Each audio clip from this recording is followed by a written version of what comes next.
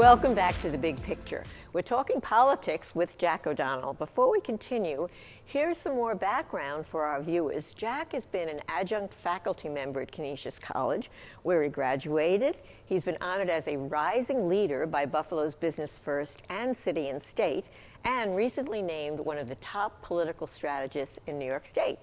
Plus, Jack is the author of Bitten by the Tiger, the true story of William Sulzer, the only governor to be impeached in New York State history. I can't believe that you were smart enough. Nobody ever heard of this, Jack. Nobody ever heard of the first person to be governor to be impeached. Were you smart enough to write this book or look into this before all of this happened with Governor Cuomo? Well, I don't know about smart or just lucky or maybe unlucky, but I worked for a guy named Eliot Spitzer, who the stories went, he'll be the first one to be impeached since William Sulzer. And then I worked for a guy named Alan Hevesy, and a bunch of the stories were he'll be the first one impeached since William Sulzer. So I felt like I had to go and find out a little about him. I didn't know how relevant it would be today, but it was a really fun experience. Well, did you do research and talk to people, or how did you even find out about him and to write the book? I did a lot of research. All the trial transcripts, the impeachment trial transcripts, are still exist, and so I spent a lot of time with those, and then a lot of time with newspapers and sort of first-person accounts. There aren't that many people around who still remember it. So it was really much more of a research project, but it was fascinating in this world of MSNBC versus Fox. Back then you had 7 newspapers on each side of this, and they would report totally wildly different things about the exact same occurrence. So not much different than 100 years ago. So I can't wait to read this book. Do you think impeachment was ahead for Andrew Cuomo had he decided to remain in office? Absolutely, impeachment was ahead. And I think the only reason Andrew Cuomo decided to resign is that he knew the votes weren't there, that there was no plays left, to get out of this. When he was facing that, he finally said, okay, I'm going to go. But even then, not so gracefully. No, not at all. Let's switch gears for a minute. Let's talk about the mayoral race in Buffalo, where the relatively unknown India Walton defeated Byron Brown in the recent primary, forcing Brown to launch a write-in campaign and to try to get an independent line. How do you react to what some say is India Walton's conversational and controversial positions, with many calling her a socialist, and I think she calls herself a socialist, does she not? Absolutely. She has called herself a Democratic Socialist. She's been endorsed by the Democratic Socialists of America. So there absolutely, is a lot of truth to that.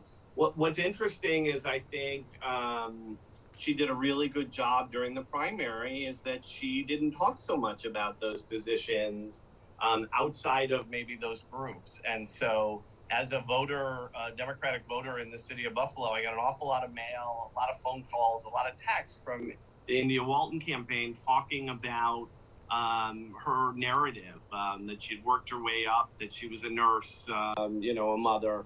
But it was a different campaign than sort of afterwards saying, well, the city's elected a socialist. But on the other hand, we didn't hear anything from Mayor Brown about what he's done in his tenure and why we should keep him on. So, it just really is a very fascinating dynamic. Well, I think you're hearing now about, as we all know, Byron Brown was not expecting this, or many people were not expecting this. So I think, or do you think that now you'll hear more about his accomplishments and his background as well?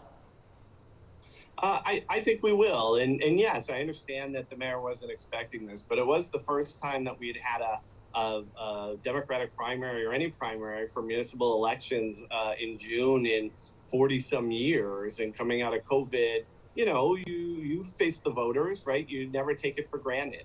But I am hoping and expecting that over the next 10, 12 weeks that we're really going to have a substantive campaign about issues. Who is India Walton?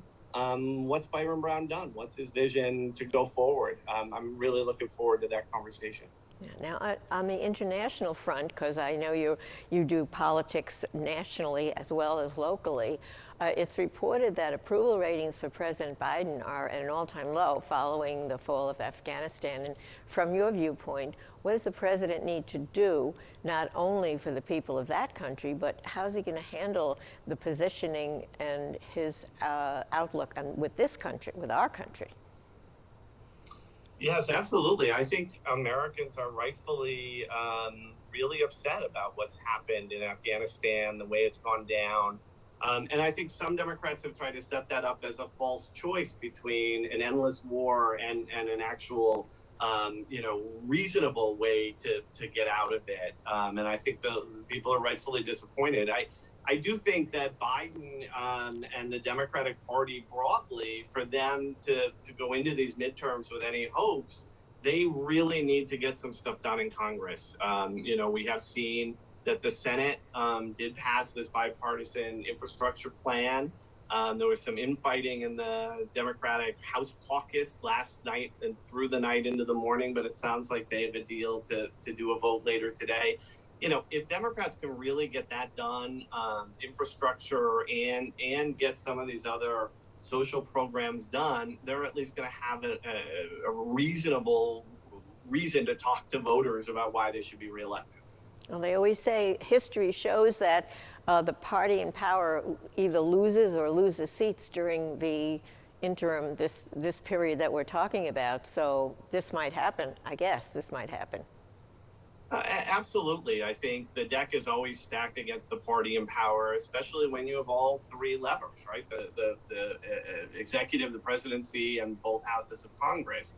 And that's why I think really the only path forward for the Democrats is to actually get this done and be able to go back to voters and say, look, we're rebuilding your roads and bridges. We're paying for daycare so you can go back to work.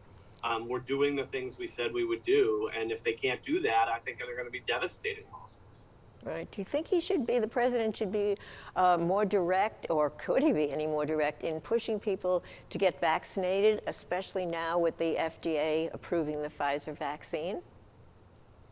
I do. I think, especially with the approvals, I think you'll see a much bigger push from the White House and from Democrats in general. Right, we're starting to see some of that in New York, New York City. The mayor said that all school employees would have to be vaccinated. So I think now with this approval, you're going to see a lot more pushes on that.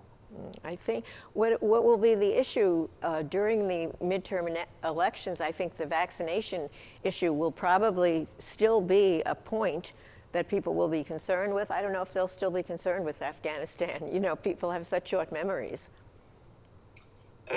Absolutely. I mean, look, we're seeing in a number of states, including New York, levels of coronavirus hospitalizations on part of what we saw last spring, before the vaccinations had started to take effect. I mean, the flip side of that is the White House announced that we've had 3+ days where they did record numbers of immunizations, that people are starting to see the dangers that still remain. So absolutely, I expect that'll be a bigger issue than maybe foreign policy.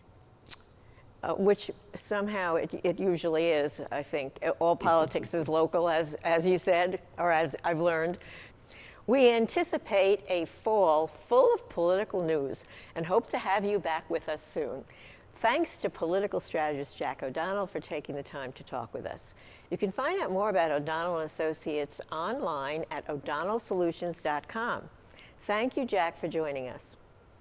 That's all the time we have for this edition of The Big Picture, Western New York's only topical television talk show. Join the conversation on our Facebook page and at WBBZ on Twitter. Thanks for watching.